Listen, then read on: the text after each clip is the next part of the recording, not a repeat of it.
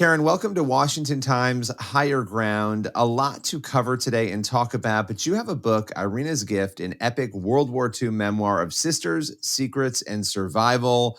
And your mother survived World War II. This is such a complex and big story. We're going to get into her story, but what was it that made you want to write this book and put it out now? It was initially because I made a promise to my grandmother who had survived Auschwitz, and she'd never talked about Auschwitz. When the movie Schindler's List came out, she asked me to take her for some reason, not my mother.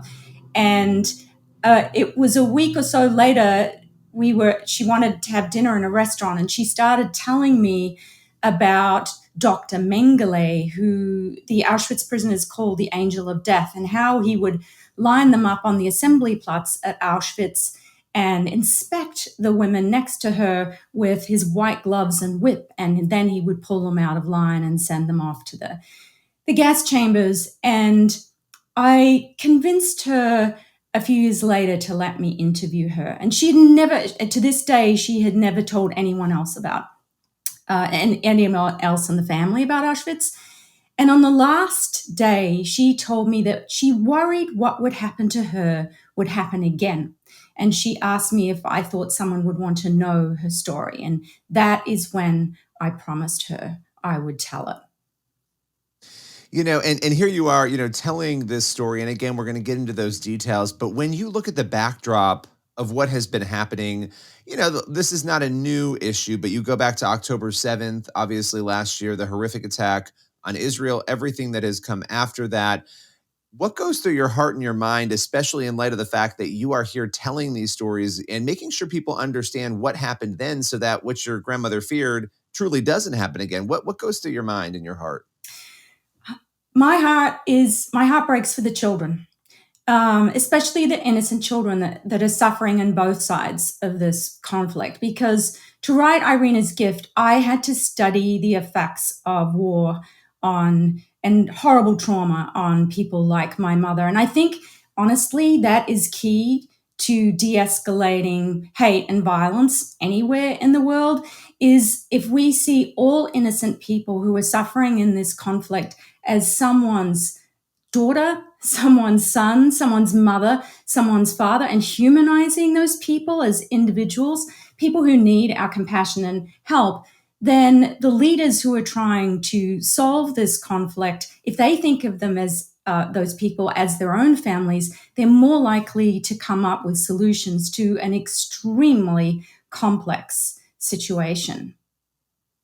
Yeah, that's powerful. Remembering the humanity. I think from a base level, and I'm in no way comparing these things, but when you even look politically at the way people interact right now in this country, the hatred for people who are different or think differently, if we can kind of get back to realizing, look, we can disagree and we can do it with grace, but these are other human beings. But in particular, when you're talking about violence and war and the chaos that has gone on, that would go a long way, as you were saying, to helping solve some of these crises. Now, your mother's story, your mother survived World War II. She was an infant at the time. It's really a remarkable story. Take us through what she went through as a baby when that war was unfolding.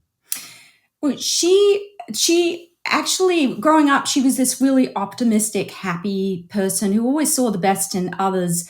And even though she'd survived the Holocaust, but she always sensed that she was reunited after the war with the wrong parents. The parents who raised her were very damaged and had experienced Auschwitz and Ravensbrück and Dachau.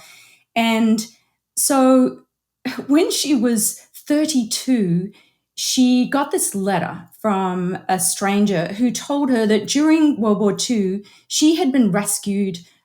She'd been smuggled out of the Warsaw Ghetto in a backpack. And later, as a toddler, she was rescued by a notorious Nazi SS officer. And the letter said that her biological mother, Irena, had been murdered.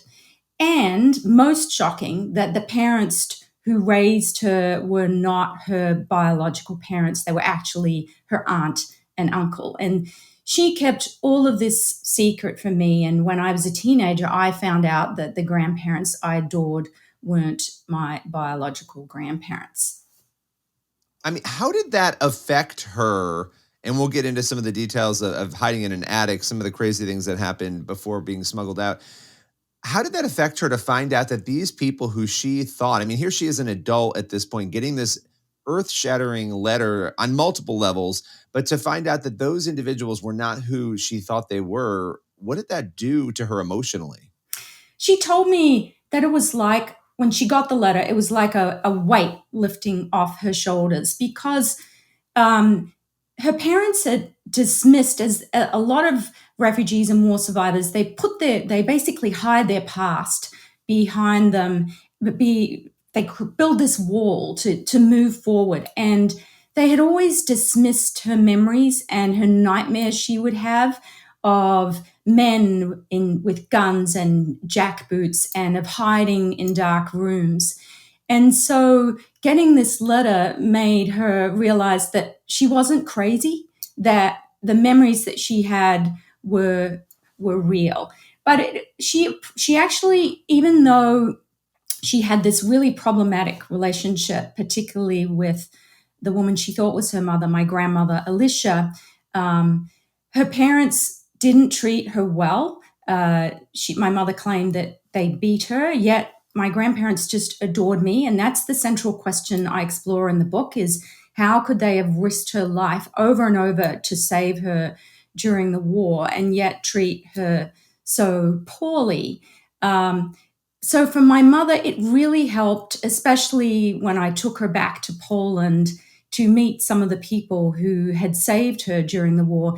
It really helped to put the jigsaw pieces of her life together and making sense of her parents' trauma and what they did to risk their lives to save her made her feel closer to them, and it helped her understand why they treated her the way that they did. I mean, her story is incredible. I mean, hiding in an attic with her mother. I mean, all these things, and then as you were saying, being smuggled out. I mean, it's miracle after miracle. It feels hearing this story that took place for her to be saved and to make it out of there. I mean, when you reflect on that, looking at your life and where you are now, and all these different details, what goes through your heart just thinking through those miracles in particular that led to her safety. I think it ties into what you said earlier about the world that we live in today and our need to get beyond these sort of groups that we put ourselves into. The people who saved my mother, who risked their lives to save my mother, and there was a death penalty at the time for anybody who tried to help a Jewish person. That's what goes through my mind is what kind of people were they? They were typically humble people who just they told their family members after that they were just doing what they thought was the right thing to do. They didn't necessarily see my mother as a Jewish child. They didn't put her in that category.